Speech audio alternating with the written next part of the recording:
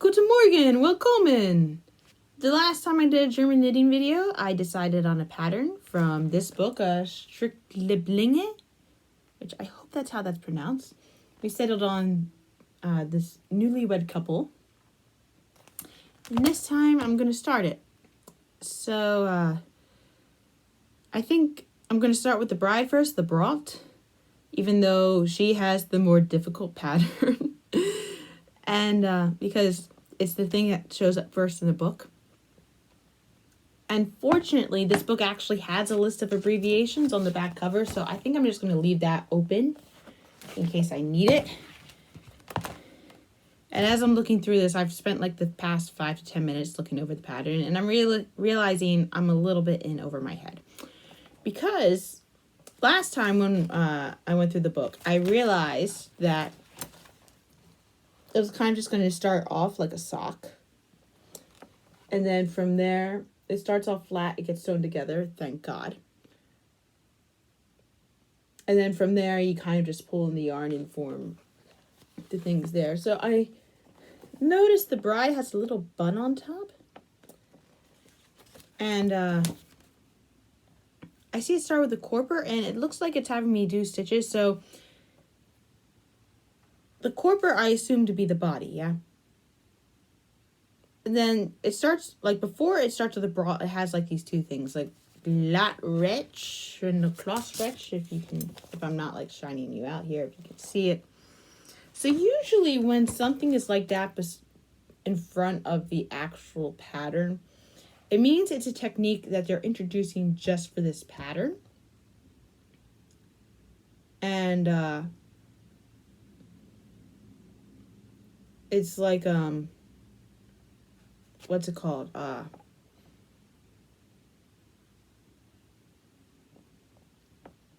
it's a technique that they're adding just for this pattern, and they're going to follow it throughout the pattern. And there are like other things where they're mentioning like, hey, do this. But then when the body, it starts with the gold, but the bride has a bun on top. So I don't know how many stitches to add. My gosh. Let's see. And then the gold tells me to cast on 36, which looks way more.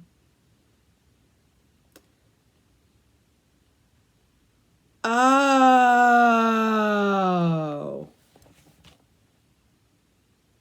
I get it now.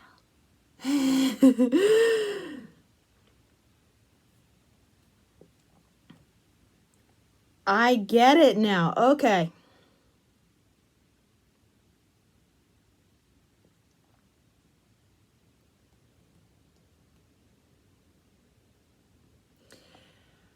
I was operating under the assumption, which is how I would have started it, that the person was going from the head down. But she's actually going from the feet up. Now, I don't have any gold yarn. But when I was at the store, so, I mean, there's not going to be any gold with this bride, at least not. Wait, if I have gold yarn, it's not enough. Anyway, I found this really soft yarn for in the craft store for this project when I was last there. Like, I wasn't going to the store to buy yarn for this project. I was going to the store to buy yarn for other projects. But then when I saw this yarn, I thought, like, oh, it is so cozy. And, like, honestly, I'm not entering a wedding myself until I find a person who makes me feel as cozy as this yarn. So, it was, like, perfect. Like, I want this couple to feel soft, yeah? Because, if you don't feel cozy at a wedding, you're not doing it right. Good. I feel better about things. So it looks like we're increasing? Like, so the, I guess the question is, so the bride's gold is the feet, and the groom's feet looks like it's the same color. And I wasn't going to make the bride blonde, because I didn't see any yellow yarn there. So we're going to use this brown we're going to start with this brown for the feet. I think that makes more sense. With the ivory being this will be the general skin color. This will be the groom's outfit. This will be the bride's outfit. There's also these roses that I know I'm going to have to sew on. Okay. We have figured things out. I am happier now. Okay.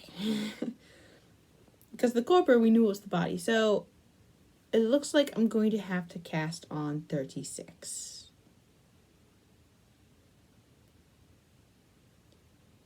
Why are they having me do this over? Oh.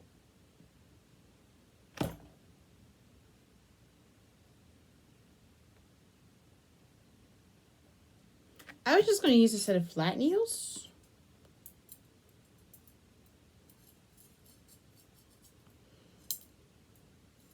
But it looks like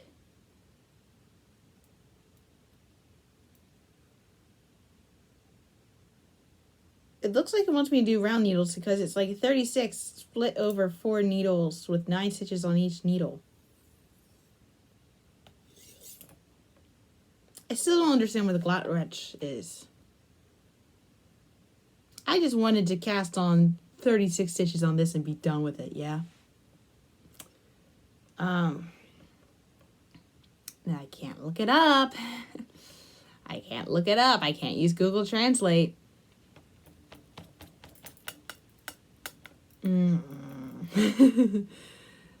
So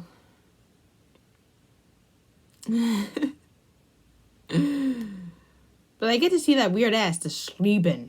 Like the weird, it was weird, like, so I, like the other, like, German crochet book that I've been using, because I did the crochet project before I did the knit project in this case, it has that weird bee, like that, it looks like a bee, but I couldn't find it on the keyboard under B. I had to click S, and I found it under the S, so it's like some sort of S, but it looks like a bee. It's very confusing, but it's fun to look at.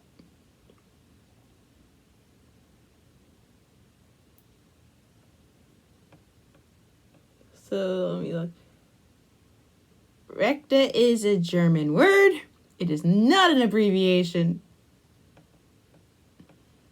In round. I didn't want to have to use circular needles for this. But that means it's going to... I guess, like, it shows it being made flat. And then you sew it together. That's literally what it's showing here. But if it wants circular needles for the bride, I guess we'll get circular needles.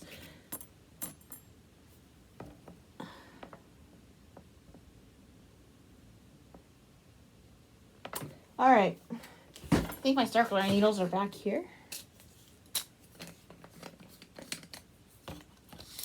Yeah, I got the right one. Okay.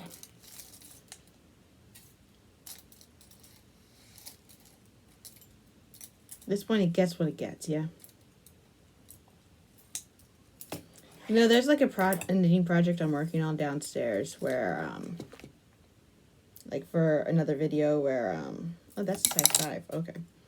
Where once it's split over 4 needles, but I only have 4 needles of the one size and like another needle of the other side. Like in this case, I only have 4 of these needles, but it wants it split over 4 needles. So I'm using a needle that is not the right size in between, and somehow it's working.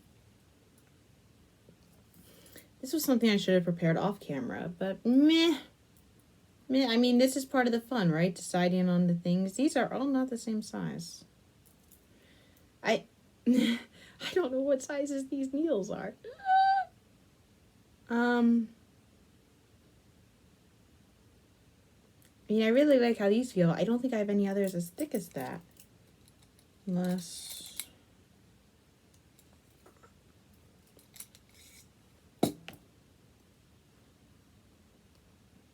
these thinner needles might work better with this yarn anyway. I mean, I know I had the thing somewhere, but I'm too lazy to go find it. Yeah, that's... A lot of these needles were given to me by an aunt of mine. Like, she just had, like, a bunch of old needles she needed to give away, so she gave them to me, and it's like, cool, I'll use them. I think that's too thick. I think I gotta go with that. Yeah. So I need 5, yeah? 2, 3, 4, 5. Okay. Unless this is... No, that was the one I took down for being too thick.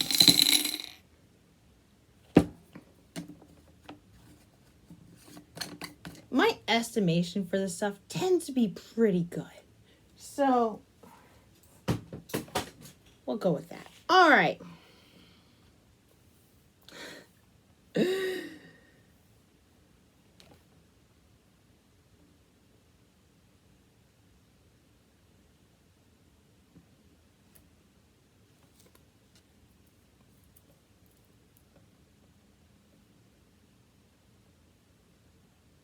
That one is still too thick. Okay.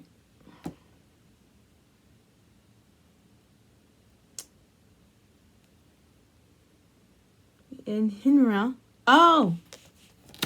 That is an abbreviation. What's that abbreviation for? You explain? You explain? This just went straight to the pattern, yeah, unless... Yeah, it literally ends with the pattern.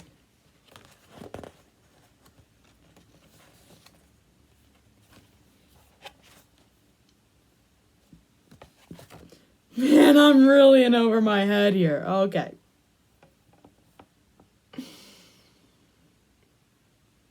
You know, if I was at work and I was taking this long to make a decision, they'd be going like, Becky, why don't we have it by now? And it's like, but we're not at work right now.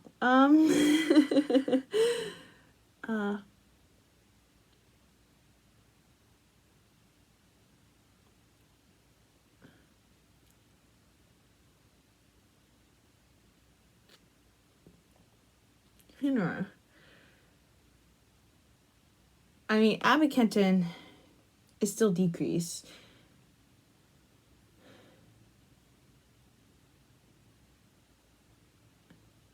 Isn't it the increase?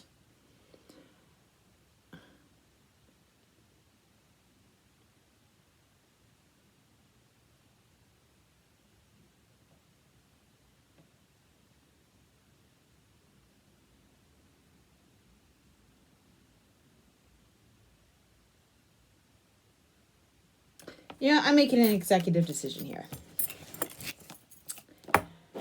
We're going to work with the flat needles and sew it together. We'll have a seam down the back, but I think that will be easier for me to do.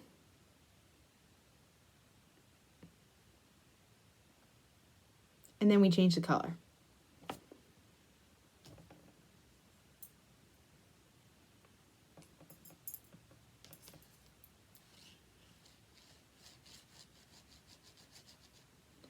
Oh. I mean, it's in rounds. It is in rounds, though.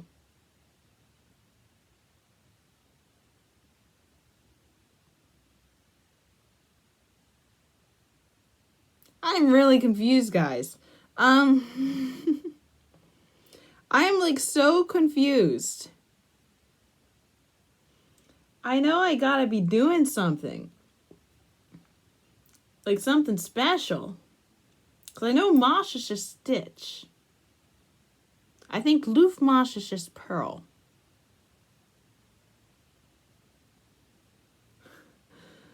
I know it needs to be done in the round.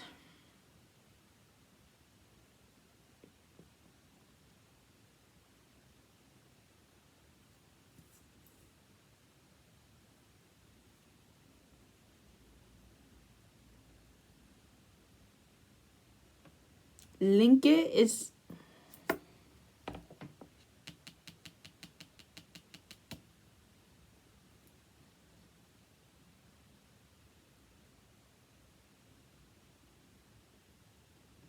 Yeah, we start casting on in this.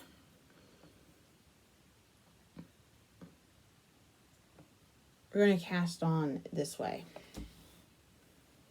And then when we start knitting, we go, because I know trying to cast on to circular needles is a nightmare. But if I knit the first row with circular needles, as I'm finding out, it's not as much of a nightmare. I'm able to split it evenly, and then it's like, oh, cool, okay. It is a nightmare for the stitch markers, though, which are, oh, there they are. Because, like, I want to put the stitch marker at the end of the row, but the end of the row tends to be the end of the needle. And if you put a stitch marker at the end of the needle, it's going to keep falling off. So then it ends up having to be the middle.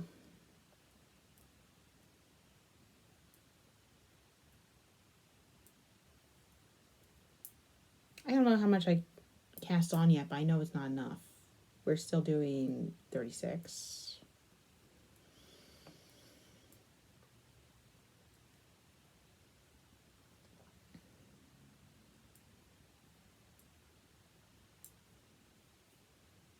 Oh, that's such a weird gap. I don't want that gap in my stitches. Okay.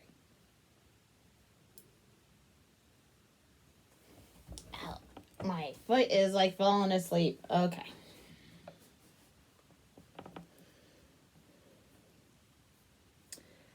I have just been programming a lot of information into my mind. It's like nonstop information into my mind, which for like the past several weeks, which is exciting, but sometimes I'm wondering, like, am I at my limit? But it's like, how can be the limit? I spent like nearly 20 years in an institution where I was learning so much, but I guess it's like the speed in which I'm learning stuff. Who knows?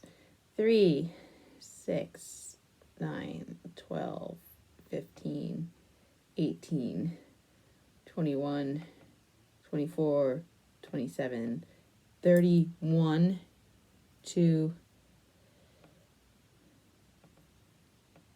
3, 4, 5, 6. Okay.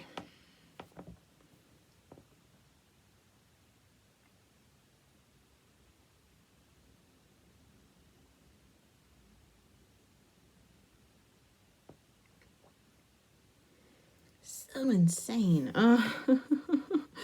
Just so insane. Oh my gosh.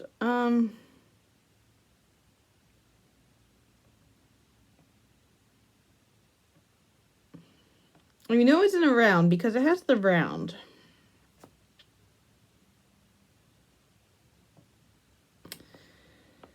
Okay. I'm just gonna go with it.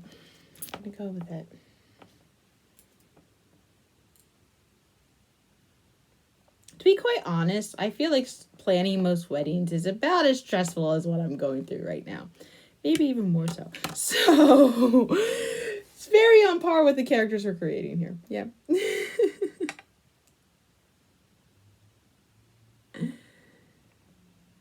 I'm just going to start with the knitting. 1,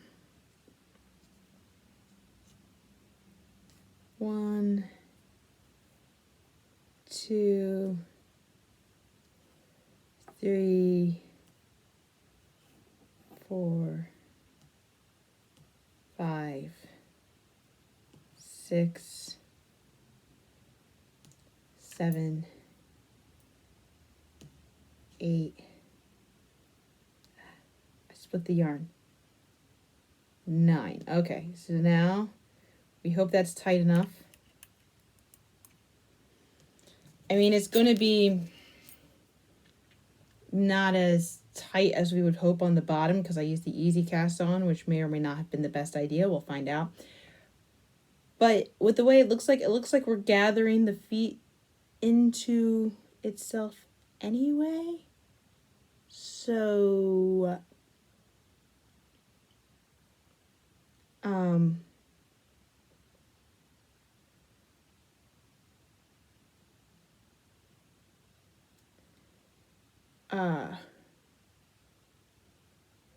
I don't think anyone's going to notice. Except you guys, because I just told you. Also, if I'm just looking at the general pattern, it looks just like a general stockinette stitch. So, like, I think the glad stretch is mostly just, you're going to link these together. We're going to put this in a group. So, because the other patterns have rounds. Yeah.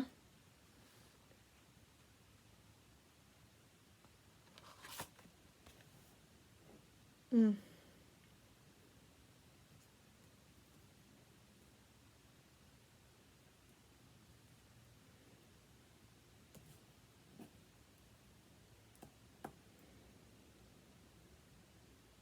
Oh, I split the stitch. Oh.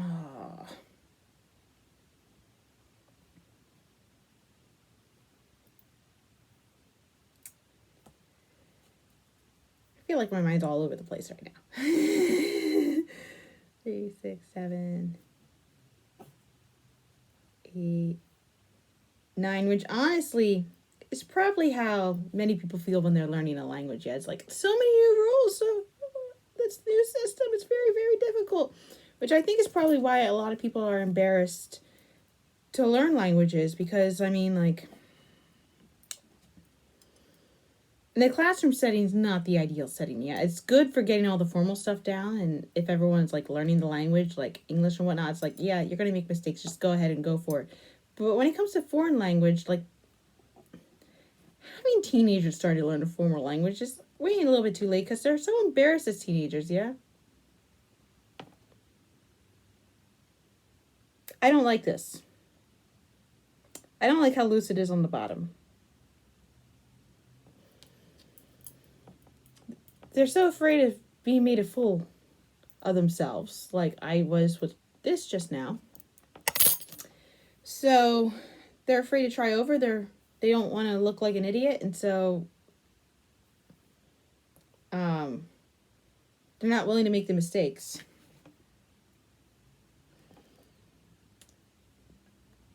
The easiest time I had learning language was when I was living in another country. Because it's like, you have to. These people don't know English. Unless they figured out that I was an English speaker and then attempted to learn English.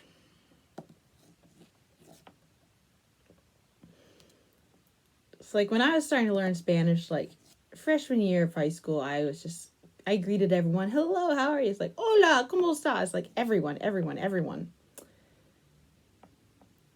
And then in 10th grade, I started doing that again, and the teacher took me aside one day. It's like, you're kind of getting on everyone's nerves. How about you just say hello to everyone at once? And I was like, okay, because you don't want to be the annoying person. Well, when you say hello to everyone at once, everyone's going to ignore you because you're not targeting them specifically. And that kind of killed the enthusiasm there. That was part of killing the enthusiasm. But also, like,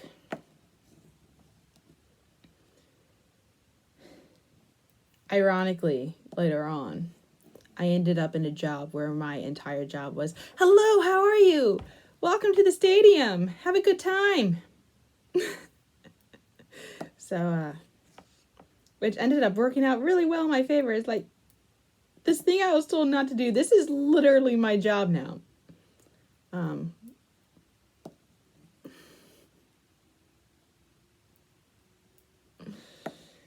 But yeah, I think when learning things in general, people get embarrassed about not knowing how to do things. When in reality, the crime isn't not knowing.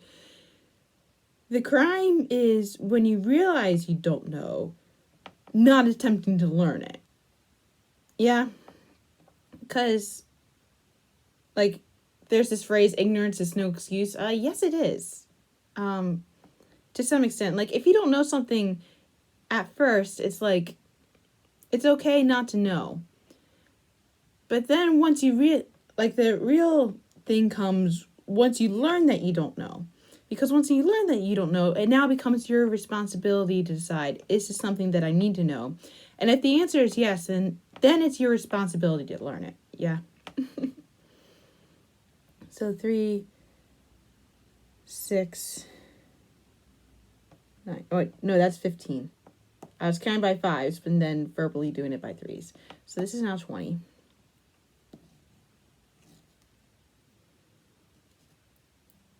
I should probably count here. 1, 2, 3, 4, 5, 6,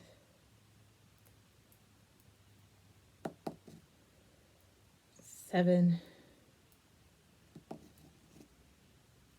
8,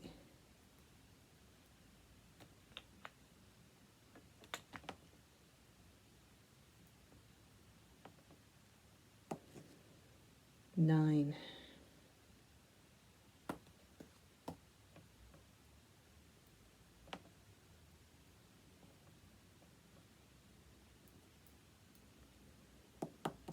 10,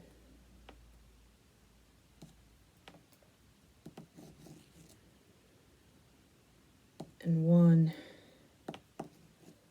2, 3,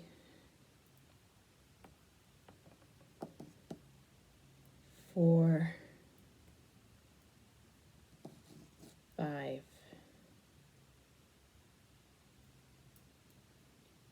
6. Okay, so that should be 36 now. Okay.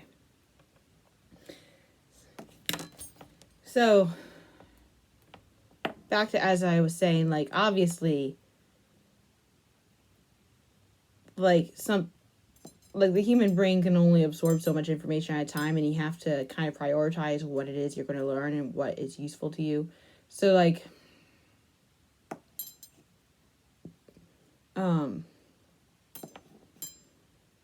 say you're just, like, reading something online, you've never watched Game of Thrones, and you don't really interact with someone who watches Game of Thrones too much. So, you don't necessarily, like, if Game of Thrones doesn't interest you, you don't necessarily have to, like, watch Game of Thrones in order to have a good relationship with that person if your relationship is built on something else, yeah. But say, like, in your job, you have to learn how to clean the coffee machine. If your job description is, I need to learn this coffee machine, I need to clean this coffee machine, and 8 months later, you still don't know how to clean the coffee machine, then you're not being very good at your job. You need to learn how to clean the coffee machine to be good at your job, yeah? That's how you develop the institutional knowledge of, oh, maybe if I'm cleaning the coffee machine, I make sure the coffee tastes better if I put a cycle of vinegar through it once a week. Or it's like, we make sure the water goes in this part of the coffee pot and the coffee grounds go in this part of the coffee pot, so that way there are no grounds in the coffee, yeah?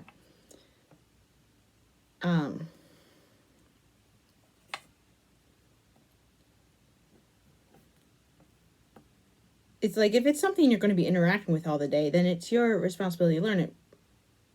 On the flip side, like, say,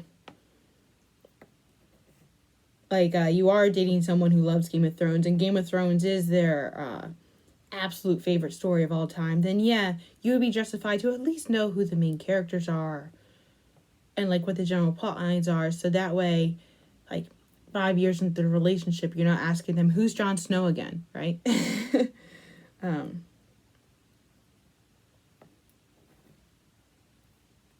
But if you're just, like, if your only interaction with Game of Thrones is you're just online and you're just coming across the things, as long as you realize that there are, like, different houses and whatnot, like, oh, Kit Harington is the guy who plays Jon Snow, fine. Then that's really all you need to know. You don't necessarily have to go out and search out Game of Thrones. Also, I gave that whole thing without ever having seen an episode of Game of Thrones. I don't know how I did that.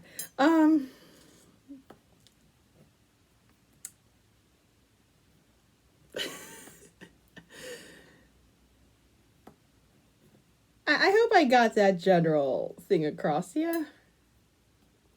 This is much better now. But like with languages, I mean, with languages it's important because, I mean, the reason why I'm able to do this challenge in German is because I don't really interact with anyone who only speaks German and on a regular basis. Like if I was in a scenario where I had to learn German on a regular basis and whatnot, the fact that I didn't know this would be I would have to attempt to learn it at some point, because with the nature of this challenge, I don't necessarily have to learn it. But like when you're in school, like I feel like people are embarrassed. Like, what if I mess up the language? Well, if you mess it up, you mess it up. It's all good. You learn. It also involves people calling you out, saying like, "Hey, you made this mistake. This is how it's actually pronounced." Like in Spanish, you don't want to forget to pronounce a tilde when you're saying the word year, yeah? So that way you're telling people, I'm 29 years old, and not, I have 29 anuses. Yeah. But that's an easy fix. That's just a practice. That's just a habit you gotta practice. Lots of knowledge built on each other. You're going to make mistakes. It's okay. You don't have to be perfect. Nobody's perfect. All right, so we got the 9 stitches and we have our first row. So now I'm going to get my stitch marker here.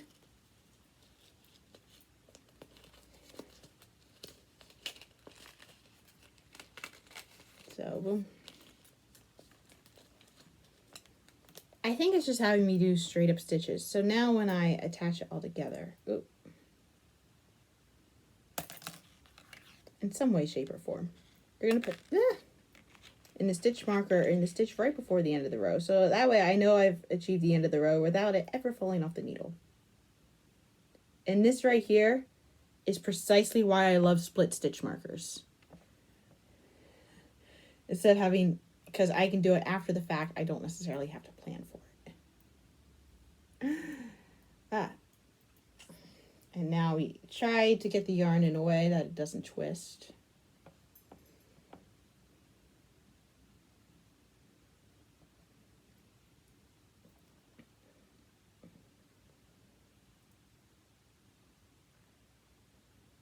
And honestly, most of the time when it comes to speaking a language anyway, I found it's like an English speaker going abroad. If you at least make the attempt to try to speak in another language and not just constantly speak to them in English louder and slower when they don't understand what you're saying, people tend to appreciate that. People like being talked to in their own language.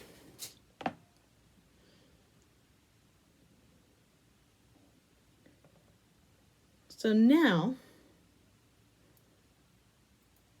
I can just knit like this. I have my first row done. And now I just have to do 7 rows like this. And I'm going to just treat it like straight up stockinette and hope nothing is the matter here. So I'm going to return when it's time to change the color. So that way you can at least see like a color change, yeah.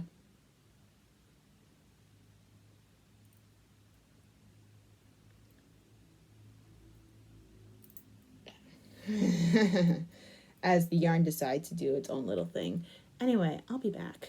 All right, so I have the first 7 rows done. Oh, I forgot to do that. Okay.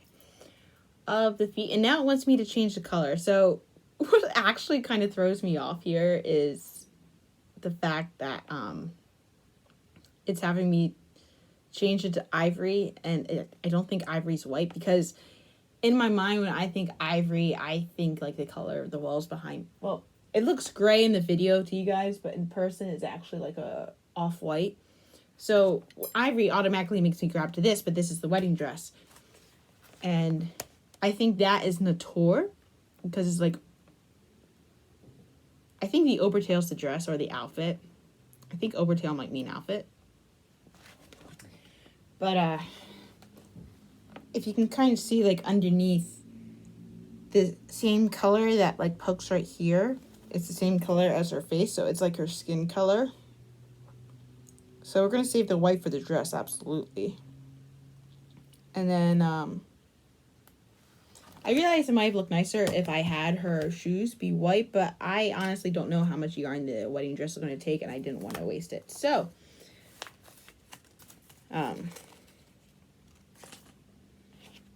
that's why we did the brown. Even though if I was a bride, I would not be wearing brown shoes. At least as far as I know.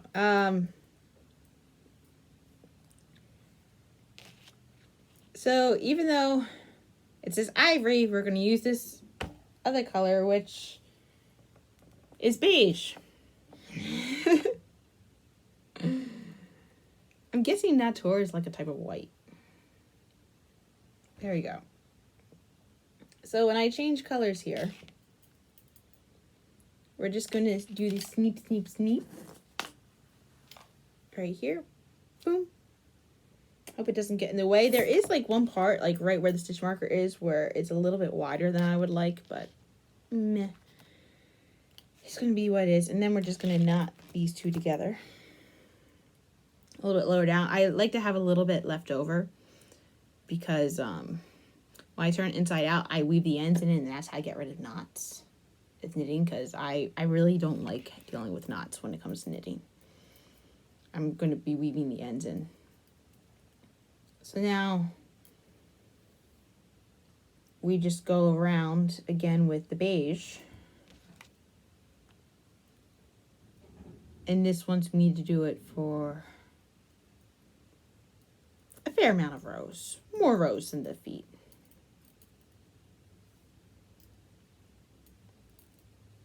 And it works.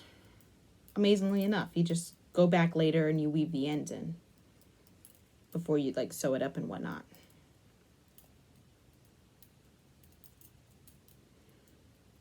I do like when there's like several rows, because the first couple rows is like, oh my gosh, the needles are sliding everywhere. But then when it gets to this point, it's like, yeah, the needles are on. The needles are stuck. As long as you don't put too many stitches or not enough stitches on the needle. Like 9 is a good number to have on each needle, honestly. I was not present at my parents' wedding, but because that happened several years before I was born. But I like looked at pictures of my parents' wedding, and like it was the one time in her life that my mom wore ballet shoes. Like literally just the it is literally like the shoes that ballerinas wear when they're dancing on the stage. And it was unfortunately raining that day, so they got ruined. But they were like the same color as her dress, and it looked nice. Also, it was just like it happened inside a church, and literally the entire church is this dark brown. It's like, oh, okay. So you have like these like light blue dresses and the white dress and the black suits with the brown, with the really dark church. And it's like, I don't even know what time of day it was because it was like raining outside.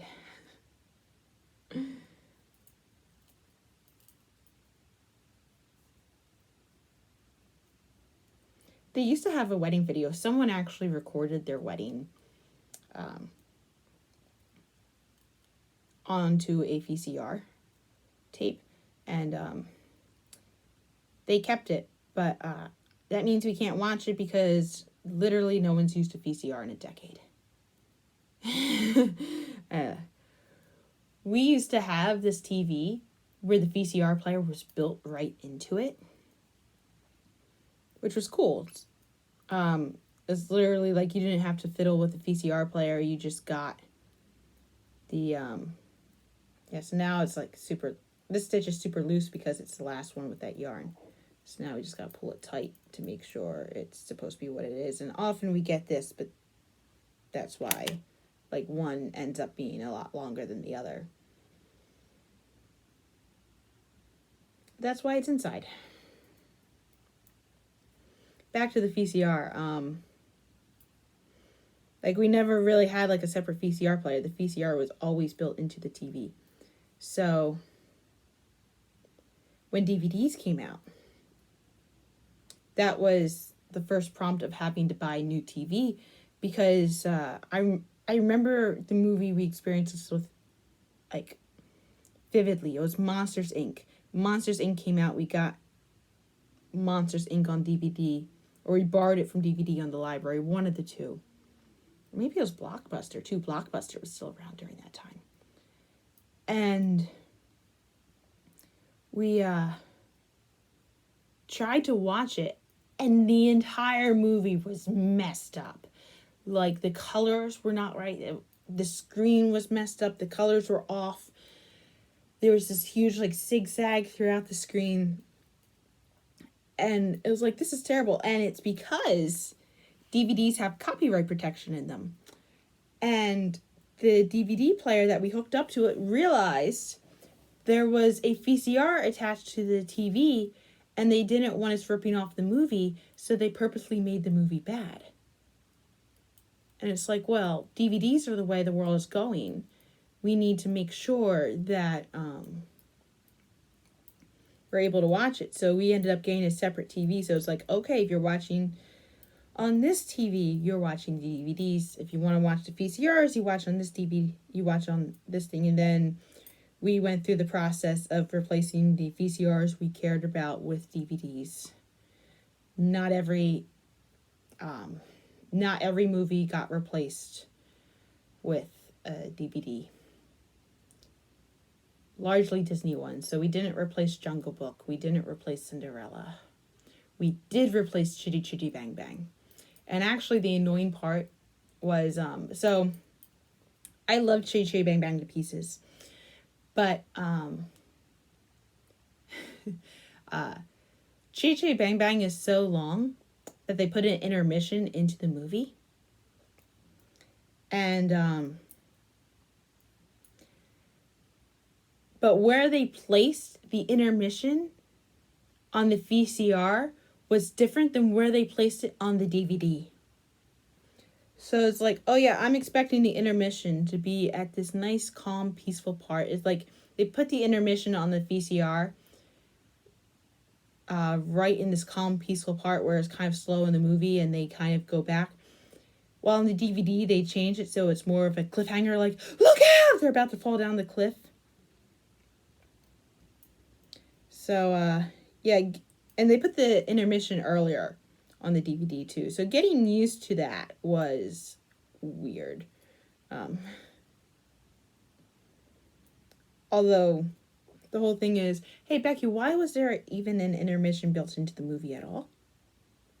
And it's like, the movie was made in the 1960s. They didn't know that people didn't necessarily have pause buttons back then. They weren't used to sitting for movies that were 3 hours long.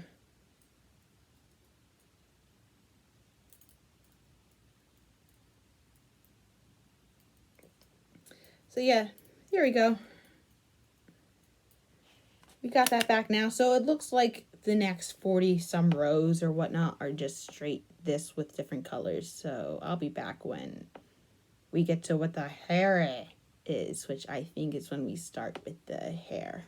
I've made the general body part, which is pretty good, and you can kind of see the body coming together. And you know what this reminds me of? So, there's this music video released, I want to say over a decade ago, by Katy Perry, Hot and Cold, where in the music video, Katy Perry's attempting to marry like this schmuck, and they're about to do the vows, and he's hesitating on the vows, and then that's when Katy Perry goes into her song, but she's wearing a wedding dress, and somehow the video goes into a chase where she's chasing after the guy she's supposed to be marrying, and she's still wearing the wedding dress, and she gets on a bicycle. And before she gets on the bicycle, she just rips the skirt off, so it's kind of like she's wearing like a wedding dress bathing suit. That's what this looks like, because if you look here, like there's a dress. There's like a skirt. Wait, is it in screen there? There's a skirt, and like I haven't done the skirt yet. So it's like, this is like Katy Perry in the wedding with the skirt, and then this is Katy Perry while she's chasing on the bicycle. To be quite honest, if I ever get married one day, I hope to not have that much drama at my wedding. But now we've gotten to the... Also, I've noticed, like... So, I've noticed this for the first time. I'm guessing that is the level of difficulty. And then... Because I'm looking at these dots, and it's like, these dots look very strange. And if you look, we're at full difficulty with the one I chose, which, on brand, honestly. Totally on brand. The interesting stuff tends to be more difficult. So, with the stitches that come forward, are, like with the next several rows that are coming forward, I do not understand the individual words, but I understand the math that's going on. So they had me cast on 36 stitches here. And then they split it into 4 parts, which is split over 4 needles, yeah. And then at the end, it includes a number, 32 stitches. Well, 36 minus 32, that's 4. It wants me to decrease by 4 stitches on 4 needles. It basically wants me to decrease at the end of every row. That's what's going on. Which means I'm going to have to move my stitch marker. Because if that's the case, I put the stitch marker at the end, if you can kind of see. And usually when it's like that, it's like, oh, knit right up until the end and then decrease there, which means the stitch marker's in the way. So as long as I have the general mental understanding that the stitch marker is on the needle where the row ends, it's not necessarily at the end, then I can just put it at the beginning of the row, so that way I can decrease it and then it doesn't get in the way. Smart, right? So that's what I'm going to do. So I'm just going to be decreasing and knitting 2 together at the end of every row. On the one side where I keep changing the yarn, there are like huge gaps, but we're not going to be able to deal with that until I take it off the needle and I'm able to flip it inside out and like weave the ends in. It's also probably where I'm going to put the eyes in as well, because like looking at the picture, they want me to sew the eyes, and it's a lot easier to knot when you got access to the inside. Like, I'm not going to go like, oh my gosh, are the eyes going to fall out? I mean, they may fall out eventually, but in general, when I'm making stuffed animals, I'm looking for them to last in the long term, yeah? I'm not looking for them to fall apart. If you want a stuffed animal that can fall apart, you go to the Dollar Tree, you get 20 at one go. Yeah. These are going to last for a while. There are certain things that are worth half-assing. Like, oh my gosh, I need to eat. I can't think about what I want to eat. Okay, we'll have a little bit of this. We'll have a little bit of that. It'll work. Then there are other things. It's like, it's worth doing it all at once. I forget where I saw the description. Yeah. It's like, they're saying, like, in your life, you have lots of different priorities, and you're juggling them all at once.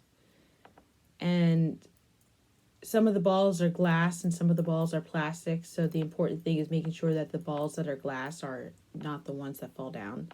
Like, if You drop a ball and it's plastic, okay. You can make up for that. But if it's a ball that's glass, it's like, okay, that's a ball you better not drop, because then it's going to shatter. It's kind of, I think it was an article for new parents. It's like, okay, when you're parenting little kids, it's like, so they forget their homework assignment for school one day. They didn't tell you about it after the fact, and you don't do it. Okay, that's a plastic ball that can drop. However, they're also hungry, and you need to make sure that they got fed for the day. That's your glass ball that can't drop.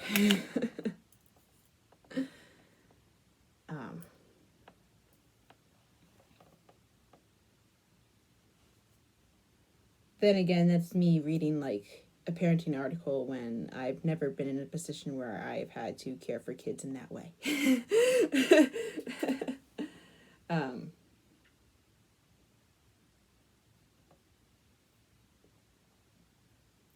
I mean, I've taught kids a lot. Like, I can pretty much go into a classroom of any age and like interact with the kids in that scenario. But when it comes to actually like taking care of the kids, like, if I'm interacting with a new kid, I'll hang back first. I'll try to see what, or like any new scenario, honestly, I'll hang back at first a little bit. I'll see what the general like personality types are and see like, okay, what's the general like vibe of this situation. And then when it's like, once I get a sense of like, okay, this person responds well to this person responds well to that, then that's when I jump in. It's like, okay, this is what I want to do. And I'm splitting the yarn. It's annoying. I don't want to split the yarn.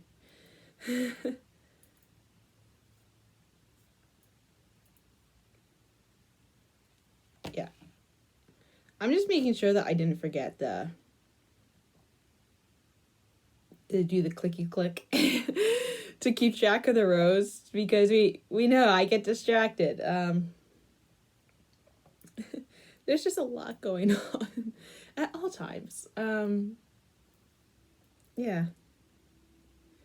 Oh yeah, back to Katy Perry. So in like the bazaar, like for that song particularly, Hot and Cold, she got a guest appearance on Sesame Street, where she sings an edited version of that song. Because you can't exactly say bitch on Sesame Street. So she comes up with a scenario with Elmo, and it's like, I saw the video and it's kind of cute actually. She's wearing like this cute princess dress, and she's like chasing after Elmo with the song, and she's like singing with Elmo. And then at the end, she's like, Elmo, don't you want to play dress up? And like Elmo's like, but we are playing. We're playing tag, and you're it. And she's like, not again. But it caused such a ruckus because okay, so Katy Perry was wearing a dress that showed her boobs, and it really showed off her cleavage a bit. And the parents are like, that's too much boob for a children's show. Despite the fact that on that particular dress, there was a mesh front, so her boobs were never going to fall out. And like, there was no chance of a nip slip ever happening. And it's like, oh my gosh, what a wild ride. At the time, I was thinking, like, yeah, she was trying to be too adult on a children's show. If she wanted to be like that, she should have had a role with the Muppets, although this was before Disney officially bought the Muppets and made them a more, like, provided them with more money to do things. This was kind of like in the Muppet Dark Ages, I guess, would be the best way to put it. Or like the Muppet equivalent of the Middle Ages, where they're still there, but they're not really doing anything. which I would say is the time period between Muppets from Space and The Muppets, the reboot movie.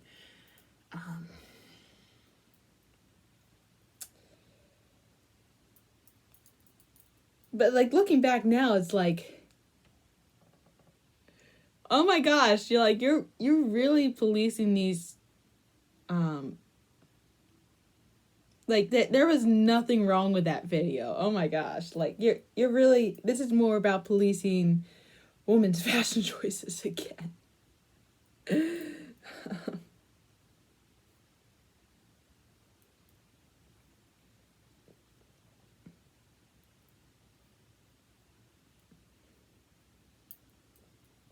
Like for me, it just stands out a little bit more because Katy Perry was one of the musical artists I started listening to that made me feel more comfortable presenting more femininely. I mean, Katy Perry is like really girly, and I'm not necessarily a super girly person. But it made me more comfortable going like, okay, it's okay. I don't necessarily have to present completely masculine when I'm just simply not masculine.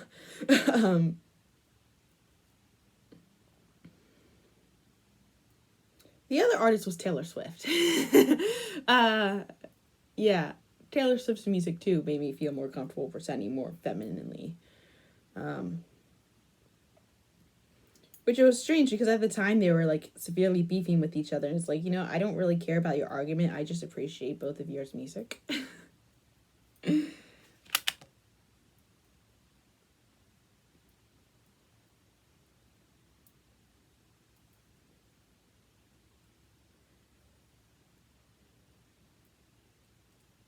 Yeah, so you can see at this point, like the knitting thing is getting a bit smaller.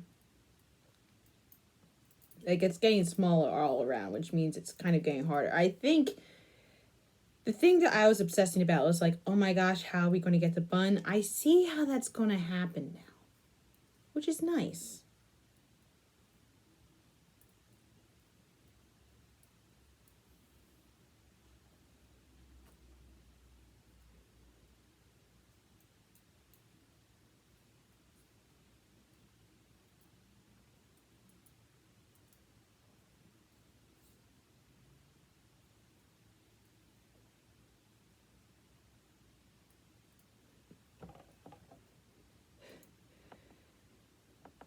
This was also like causing me to think back on like weddings I've been to in the past and whatnot, and I just have this like vivid, well, not quite, well, vivid as far as I'm concerned, like a lot of things that happened when I was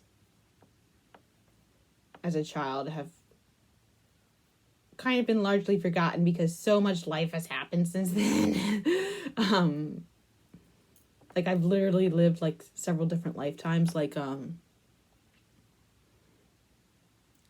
there's this book,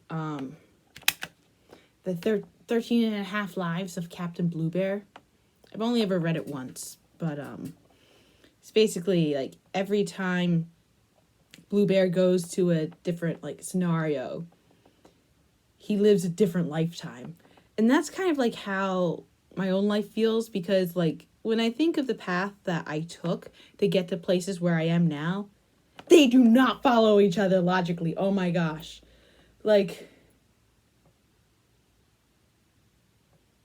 job-wise, I went from Boy Scout camp to studying for museums to teaching to like doing an internship at a museum and a high school to working at a football stadium to now working in a fulfillment center. I mean, how did that even happen? And also like the schools. I went from a high school in Philly to a college in New York to taking a year off to then back to another school in Philly, and now I'm working in Jersey, and it's like that doesn't really track. Yeah. Where was I? Okay.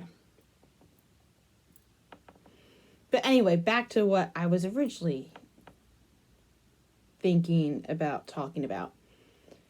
So, back when I was a good little Catholic, I somehow ended up at a wedding of a couple who I never met before and haven't seen since. Don't remember who they were. But I remember it stood out because this was a wedding that happened in my home church, and I've never seen a wedding in my home church before. And it's like most of the time we had to go to a wedding, we had to go somewhere else. And like it's like my home church growing up was not like shaped like a cross like many old churches are. This was shaped in a half circle, and it also had a color scheme. It didn't really look old and stuffy. It was, I think the church was made in the 1970s, but it was like, oh yeah, this was weird. Like, this is weird. Like, seeing this place I'm used to seeing on Sundays and this other thing, and actually seeing a wedding happening inside of it. And how cool is that? And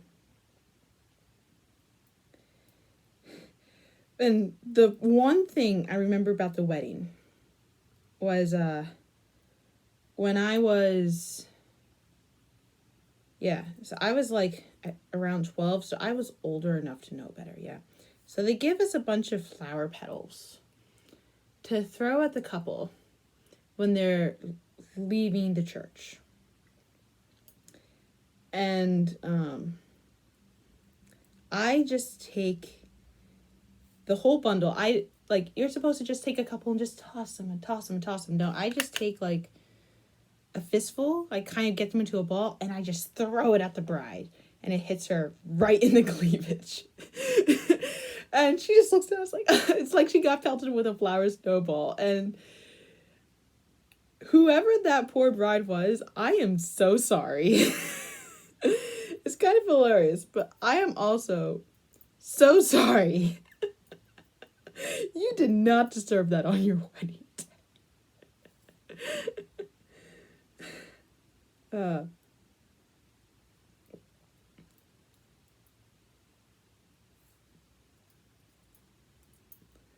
I hope they are still married. I mean, they're Catholic, so I would assume they're a lot more likely to take divorce with a grain of salt. But, they're, like, especially since they went through a Catholic mass and not just a ceremony, so, like, they're seeing it as a sacrament.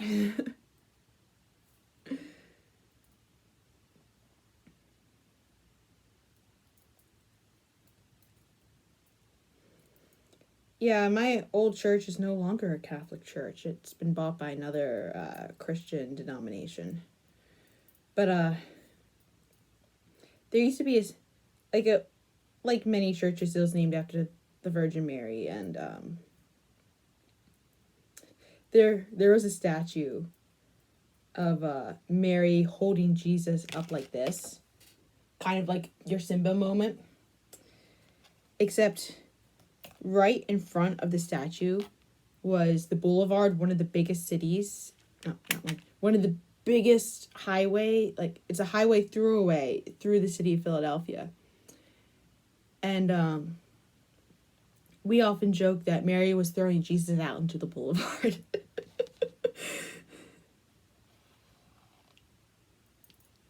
All right, so wow, it still wants me to decrease. I only got 3 stitches left on the needle, and it still wants me to decrease. Impressive. Okay.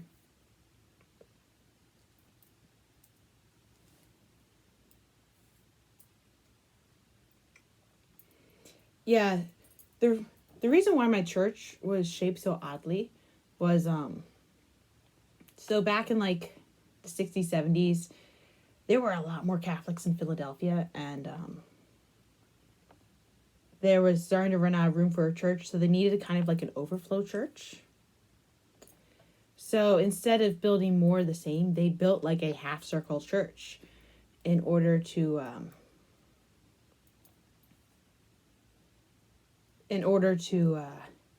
accommodate for all the overfill. And instead of being like multiple layers, like multiple floors, like churches often are, this was all one floor. So it made it more like wheelchair accessible, except for the altar. Like there wasn't really ever a gate at the altar. It was just more steps. So it was harder for people with wheelchairs to get there, as I'm thinking now. But, like, the church was ultimately a circle because the other parts for it were kind of, like, circled around. Like, there were 2 chapels on either side. And then there was, like, a hallway connecting them. And then there were, like, a couple rooms in the back. And one was, like, the room where the priest gets dressed in his mass robes. And then there was, like, a little foyer part in the very back of the middle of the semicircle, which is where the priest would process out of. And, like, the procession wasn't all around the church. It was just straight down the center aisle. My parents always sat towards the front of the church. We liked to sit in the 4th row back from the front on the left side. Partially because, I think, so we could actually hear what was going on. We could see what was going on, but we didn't have to be in the front. Yeah, so now I've got 8 stitches.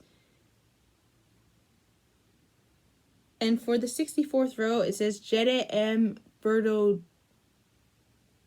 for Dublin. But it says equals 16. So 8 times 16 equals 2. So I think it wants me to increase in every stitch. As a boss of mine described it recently, that's napkin math. You just quickly scrolled out on a napkin. It's like, oh, yeah. I can math. So now we're going to increase in every stitch. Yeah. The foyer area was also where the bathrooms were. There was, like, 1 toilet in... There was, like, 2 toilets on both sides. They were, like, gender-neutral toilets.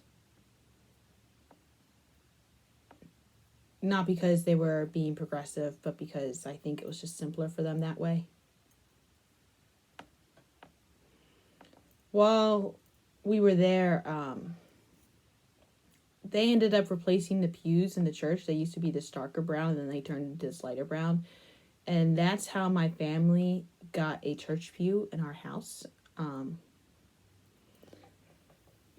Usually when we sit at the dining room table, like, I will only get sent to the church pew if we have guests that we want to be on the other side of the table. If it's just like a family meal, like it's just the intermediate family, my sister's the one who gets put there, even though she's older. I will often get put into the church pew at our house if we have younger cousins over and they want me to sit with the cousins, and they force the younger cousins to sit with the pew, so then I'll sit next to the younger cousin.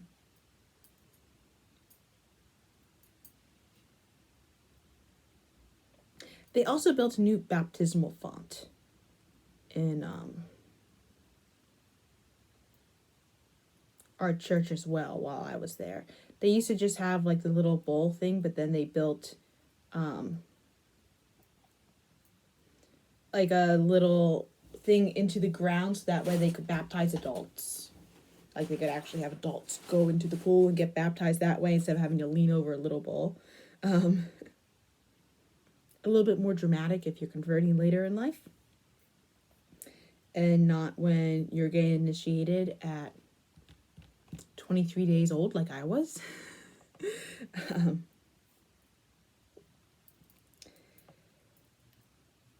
So the next row is just after this increase, it just wants me to knit the row straight up.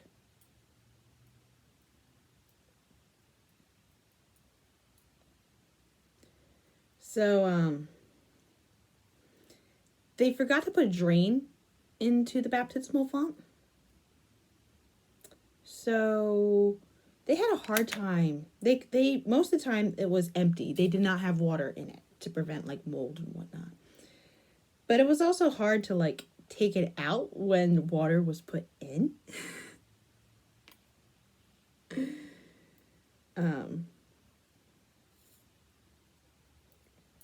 Yeah.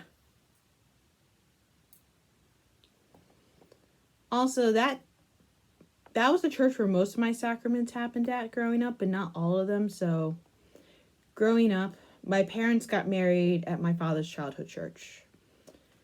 And then I got baptized at my father's childhood church.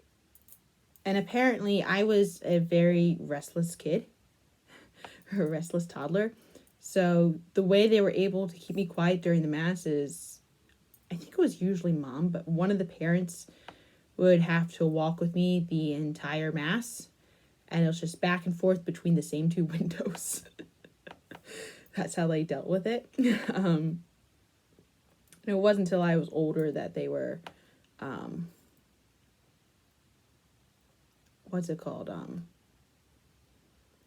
that they were able to get me to sit more throughout the mass. Like, we also had activity bags that had like coloring books and crayons and whatnot.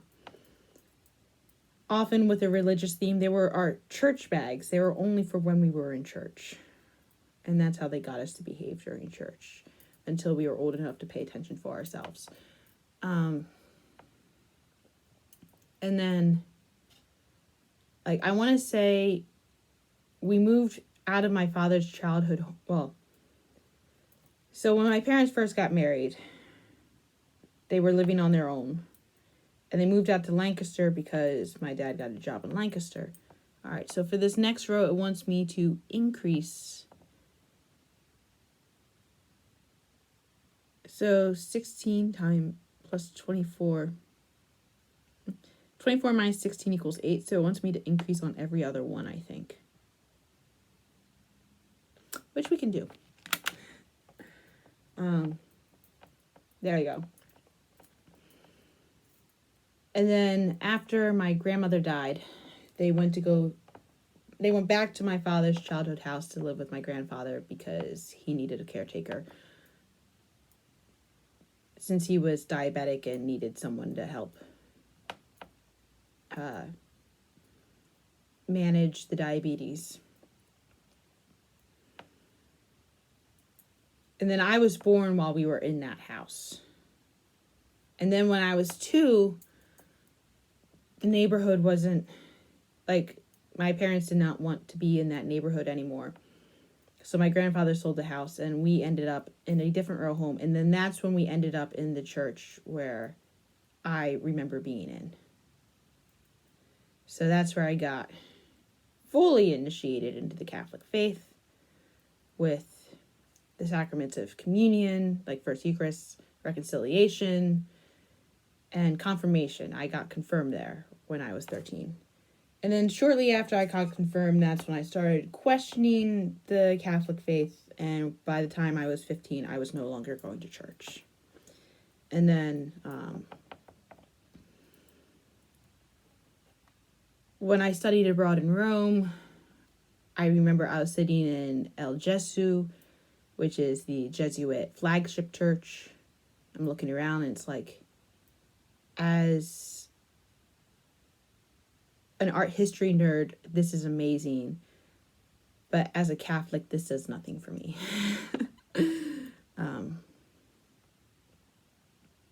I don't really see myself going back to the Catholic Church in terms of spirituality.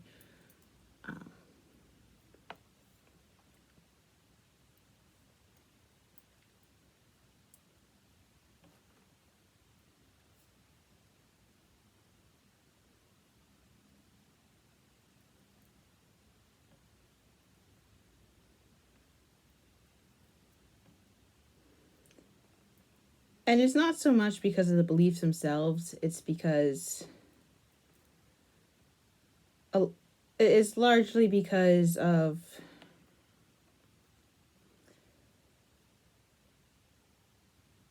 there are a lot of, how do I put it?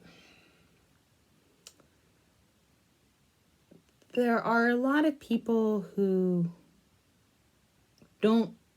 are drawn to being Christian who don't seem to understand that God's love is unconditional and that he loves everybody. And then try to use the doomsday like God is an angry God. And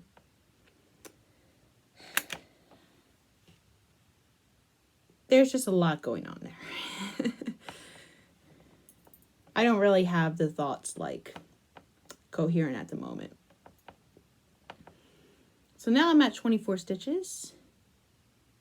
So now we just have this. Okay.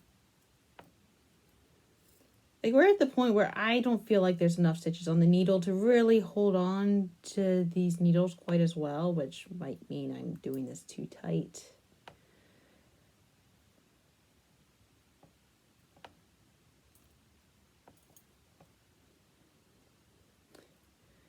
You know, I haven't had my natural hair color in like almost 2 years at this point. It'll be 2 years in December, yeah. But if I had my natural hair color, this is a little bit lighter, but somewhat close to what it would be.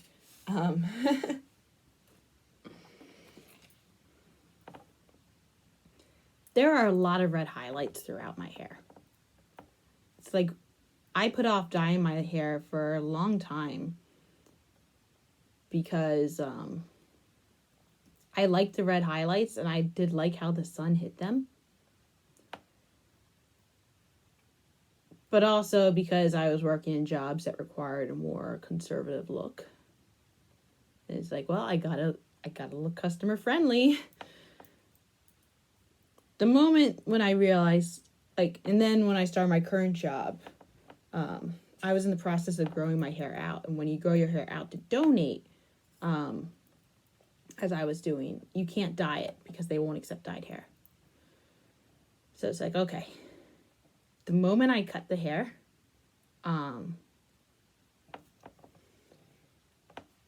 it's getting chopped. Like, the moment I cut the hair, the rest of it's getting dyed. And, like, let me tell you, that is a way to make an impression on a new hairstylist. So like, with the hairstylist I work with now, like, who I let dye my hair, I came in with, like, long brown hair, and I explained to her to what I want to do. It's like, I want you to, like, imagine being a hairstylist. Someone comes in with long brown hair, and it's like, yeah, I want you to chop off my hair because I want to donate it, and then I want you to dye the rest of it blue. And, like, imagine it's like, oh, how's this person going to react? And, like, she cuts it off, and it's like, let's see the reaction of her cutting it off, and I'm just, like, beaming. She's like, she's not even phased. It's like, yeah. When I think of, like, the hairstyle, like, when I think of the hair length that I prefer on myself, I think Harry Potter Goblet of Fire era, where it's like the hair is like kind of, it's like short and long at the same time.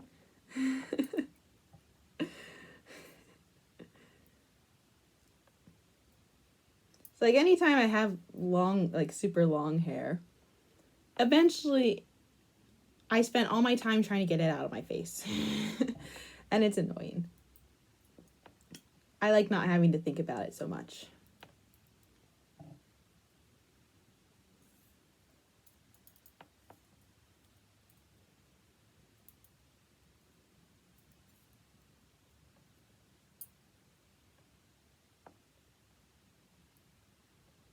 It was like super weird looking at a photograph of myself when I started, like, not the job I'm currently at, but my last job, where it's literally like, oh, you did the interview, you're hired. Like, it was one of those jobs like, oh, you did the interview, boom, you're hired. And then right after that, they had me take some pictures with some cheerleaders, and I saw like a picture of myself with the short brown hair. It's like, that was me for a long time. It doesn't feel like me anymore, but that was me for a long time. If I find the picture, I'll insert it here. Okay. I think I'm getting to the point where it's like,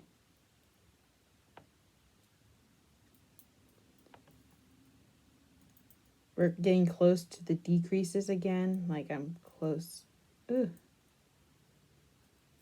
It's like a little bulby thing.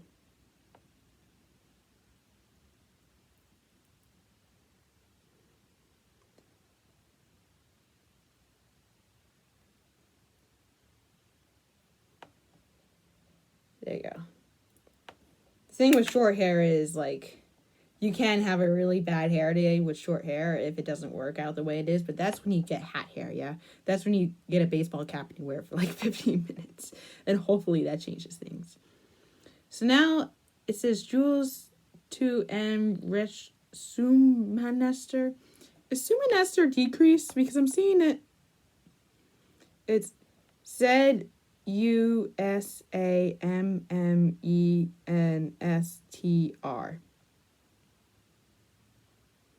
I'm thinking that's decrease, but there's no abbreviation for that in this.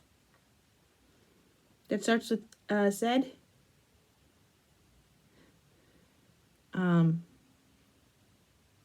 Yeah. But I'm thinking it's decreased because the row before I should have 24 and then it goes down to 12. So that's literally decrease every single one. Like, stitch 2 together.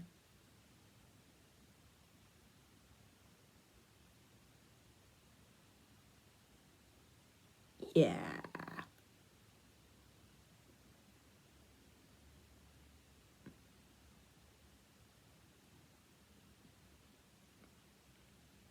Okay. I'm relatively certain in my understanding of math to make up for my lack of understanding in German in this case. We're just gonna decrease every single one. Oh my gosh. And oh, that crochet hook's not here. Well, I got another crochet hook, so to weave the ends in.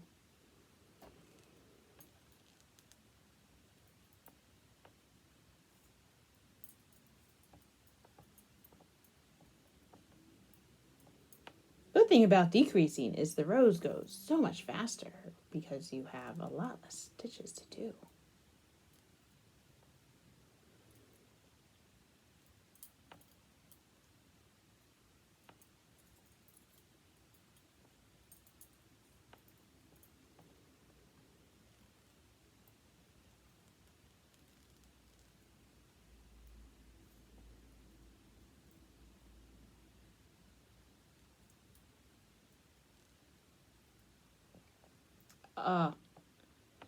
And it's going to affect the stitch marker. Which, honestly, the fact that this is now the first time I'm having to deal with a stitch marker like this, amazing. Because, this is only the first time and therefore not as annoying as if it had been the 20th time.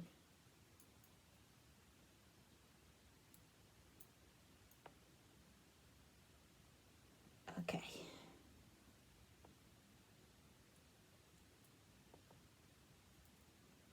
So now we got 12 stitches left on the needle for row 69. And then row 70 is the last one where I do 1 stitch and then I do 2 together to get 8 stitches.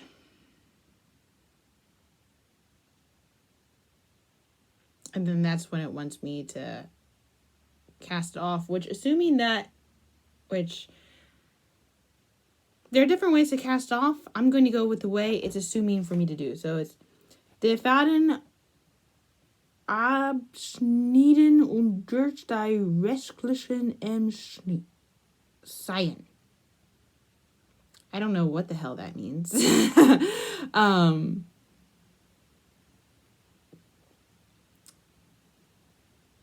But I assume, what I assume it means, when something's usually in a circle like this, and they like to do it, they don't like casting off the stitches one by one. They like getting the sewing needle and then like slipping it through all the stitches and pulling them tight.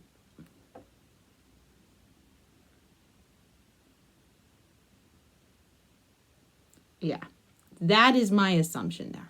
Okay. See, this is precisely why I'm not fond of doing double pointed needles when you have so little stitches on the needles. Because we have needles that like to escape. It's not enough.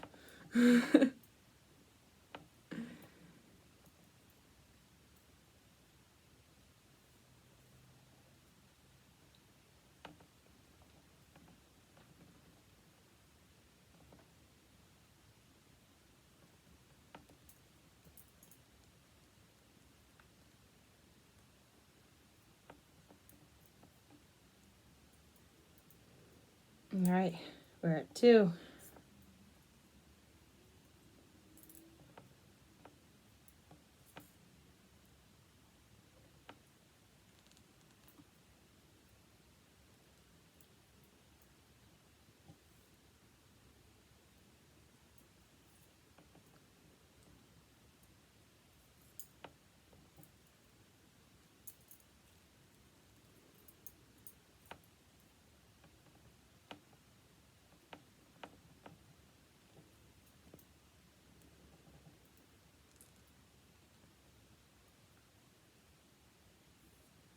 All right. You know, I can honestly just slide this needle in at this point because it doesn't freaking matter. There we go.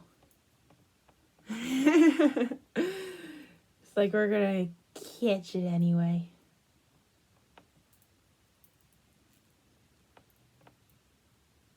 Ah, and I just split the yarn. I don't want to split the yarn.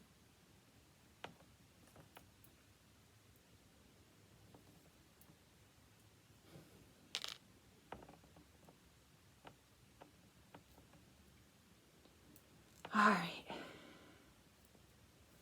Now, I get the sewing needle.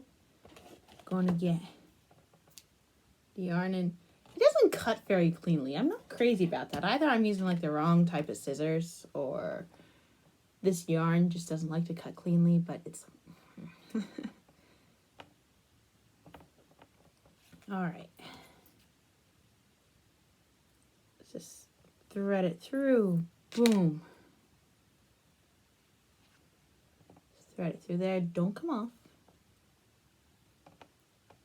Then we just thread it through each one of these stitches individually.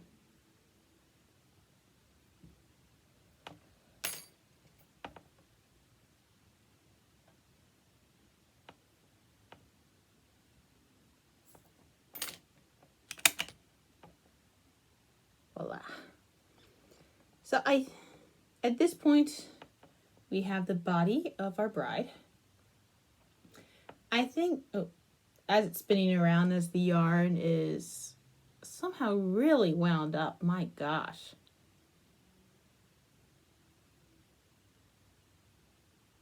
And we get to the point where it's about to start turning the other way. There we go. Okay. So I'm going to go weave these ends in real quick. Kind of make it all nice and fancy. And also weave this in as well. I think I'm going to need to stuff it.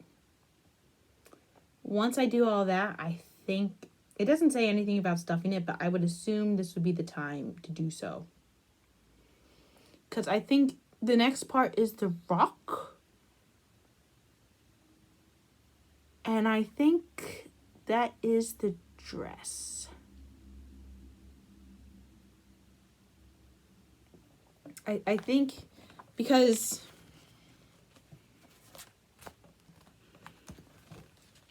there's this picture here of putting, if you can see it, there's this picture here of sliding the needles in. And I know that's going to come. There's also this part of like pulling the neck together.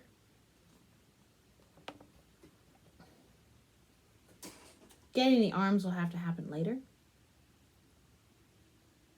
But it's also like how to pull the feet together. There's that. There's that over here, how to pull the feet together. So I think I'm just going to get it to the point where I feel more comfortable. Oh, wait. It shows me putting the needles in like that before it's stuffed. So I'm not going to stuff it yet, but I am going to get it to the point where I get the eyes in and where I weave in the ends. So I will be back. I had the little bride sock. I went behind and wove in the ends, so now they're no longer big gaping holes in the back, which is nice. Although The unfortunate part is you can kind of see from like just general gaps where the needles were, which I'm not that crazy about, but honestly it's something that I noticed because I did it. No one else would notice it except you guys because I just told you. So now it's time for the rock, which is the skirt apparently. And I think this thing, it tells me to start with the white. And it doesn't tell me how many stitches to start with, which means we're using all 36 here. And then it goes into, I think I'm relying on the picture more, yeah. Because I see instructions. I don't quite understand what the instructions are, but I can see the pictures. And the picture is clear enough that I can count the stitches that are there. So there are like 6 down here, and then 7 is when I can see it's a purl instead of a straight up knit stitch. And 7 is when it starts saying link. Then re is here. So 11, 12, 14, I can see something going on here. There's some sort of yarn over going here. I don't understand. But I can see it wants me to like add the stitches and then wants me to increase all in stockinette, and then it's telling me to do that. So when I get around here, it's going to be... when I get around here, it's when it starts getting strange. I think that's when I'm going to reach this part of the dress.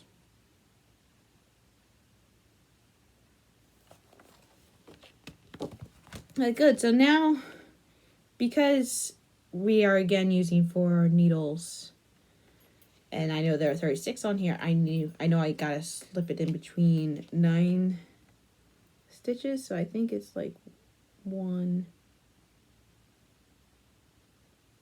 2, or should it be the other direction? I don't know. 1, 2, 3, 4, 5, 6, 7, 8, 9. Ooh, the needle did not like that. Oh my gosh. Okay. I sewed the eyes on. They're not as close together, but we have like, it almost kind of looks like she has like fake lashes on both her top and bottom. It's kind of funny.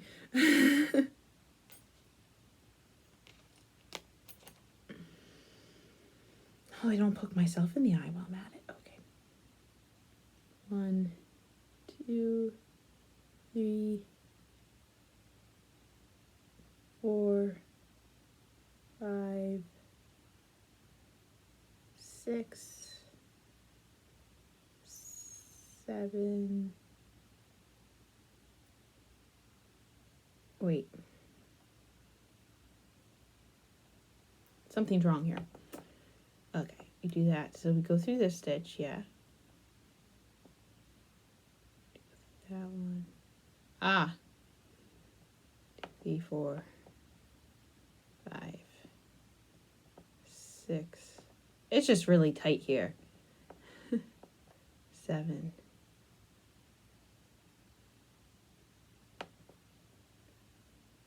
Compared to that being loose, 7, 8, 9. Okay.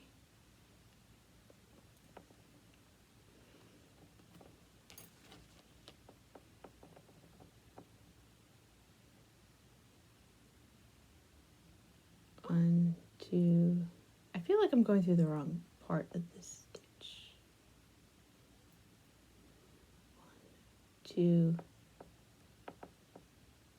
3, 4,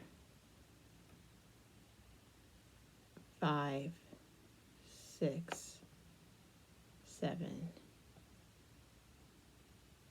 8, 9.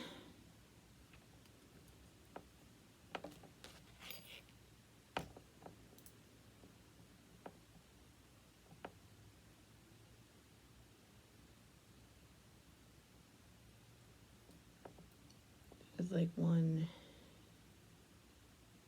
2, 3, 4.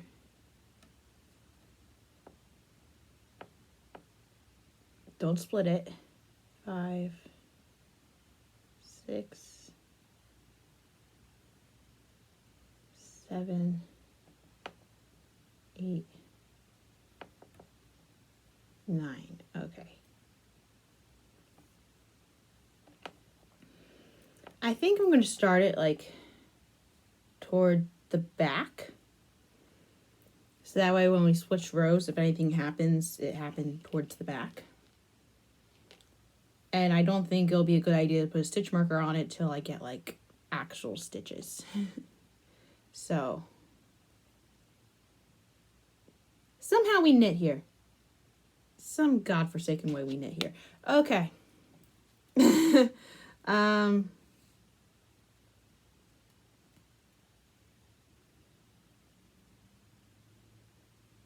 I guess the best way to do this is put it on top and know that I have to like pull it through and like weave the end in on the inside again. So, because we know these are knit stitches.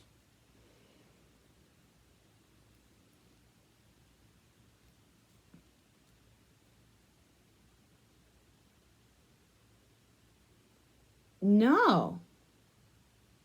I start with purl. Okay.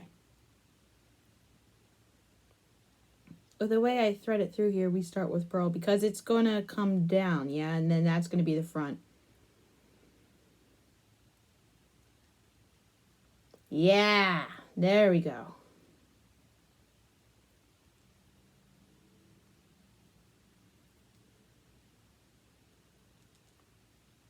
So that's how that's going to get on with the skirt.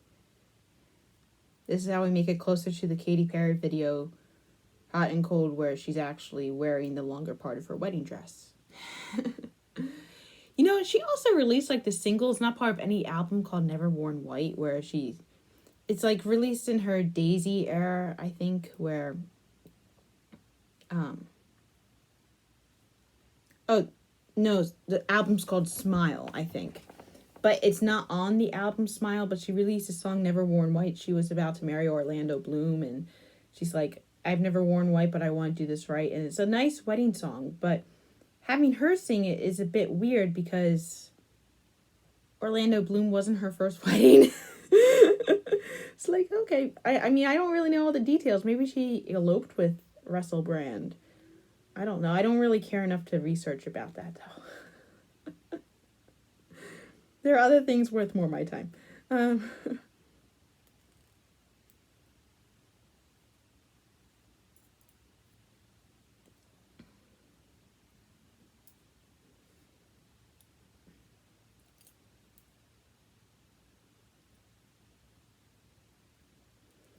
My research of artists' lives goes so much just to simply understand their work. I don't necessarily follow celebrities to go like, oh, what are they doing today? It's like my life isn't really dependent on that so much. It's more like, oh, I like to research what's going on because if it affects their music, then it gives me a deeper understanding. It's kind of like also researching like, hey, let's look at the IMDb page of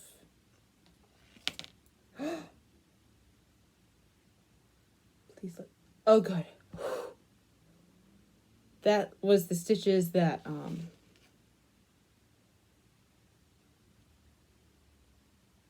were I made on the needle. That wasn't the other thing, but also like slipping through the stitches I already made. That was pretty tight. That wasn't going to fall out anyway. But back to what I was saying, like, I like looking up how movies are made on IMDb. I like knowing how things are made. Although there are many things where I look at how they're made as like, my God, how did someone think of that? Like,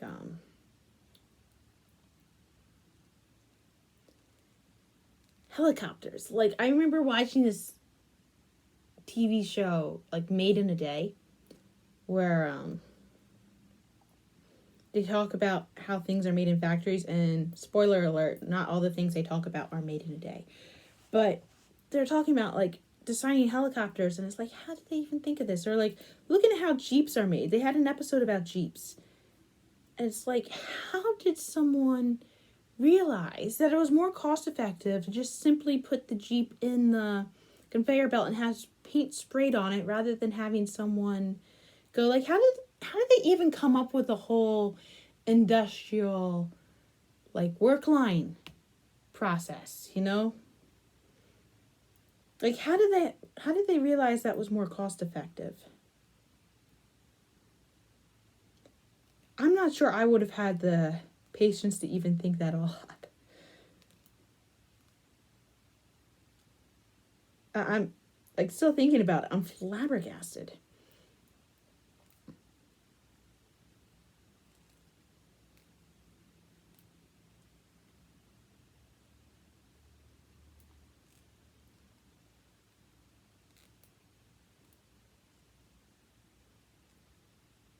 Okay. Oh, the yarn squealing. It's like the first time it's squealing in this particular project.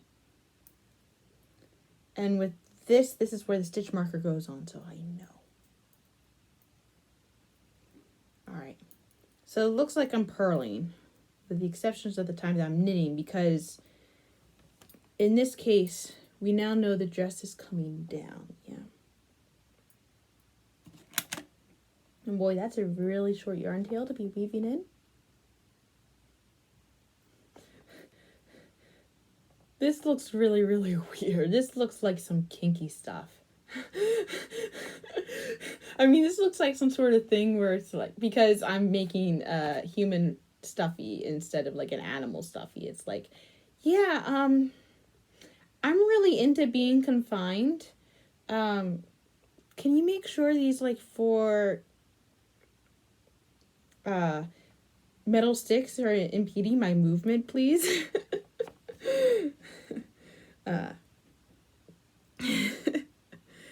So this is a case where this next stitch, because I did the math, so I put 36 on the needle, yeah, and then I have 54 stitches at the end of the second round. So it's literally, I stitch 1, I make 1. So I'm guessing for doubling is like increase. It wants me to start with the one that I'm making, and then it wants me to increase and go back and forth like that. So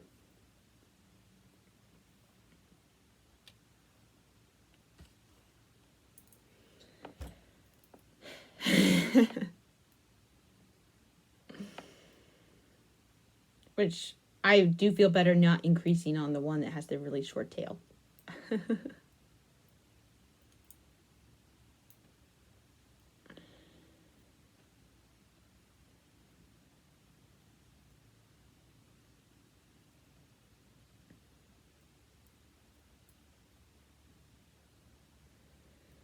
Which will hopefully mean there's a lot more stitches on the needle. I don't have to worry about it falling off.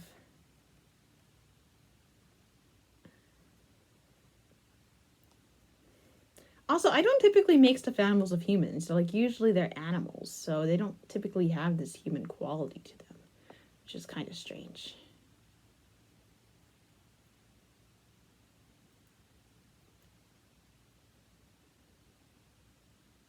Wait, did I just increase. I did an increase when I wasn't supposed to. I just went into the habit. I was like, meh. So now I increase on this one. Yeah, I got to remind myself every other one, not every one. Because we want to keep the pattern, yeah? What I do like about how... Wait, I already made a mistake. Boom, boom. That's 1, 2, then that's 1, 2, then that's 1, 2. I did not already make a mistake. There's just an odd number of stitches and I'm following an even pattern. I'm so good. Okay.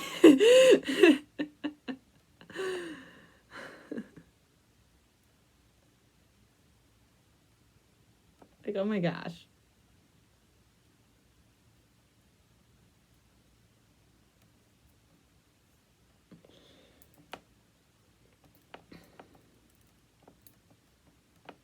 Which means from this point on, not all the needles are going to have the same number of stitches on them. Lovely. Because you know, when we want things to be more complicated, that's what we do, yeah.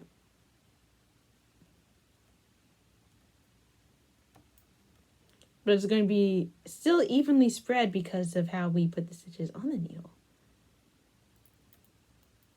And some of the yarn's starting to get really wound up.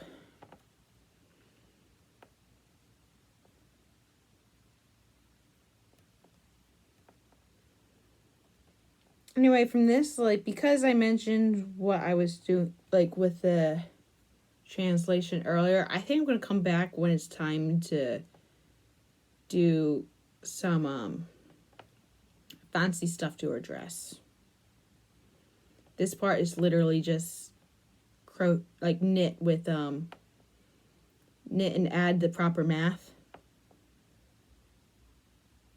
So the parts that I thought were purl, I'm actually going to be knitting because I'm kind of purling in order to get the look that I desire. So I'll be back. Here we have the bride's rock so far, which is making very good progress. It's already looking very similar to the video. I'm now at the point where it's a little bit more complicated, which I think I'm going to save for next time because I just looked back at how much footage I have for her already, and it's already going to be a long video, so I think we're going to stop here for now for this part. And next time we'll pick up on doing the more complicated part of the skirt and get all the rest of the accessories done for the Braut. So that was today's entertainment. Have a nice day. Auf Wiedersehen.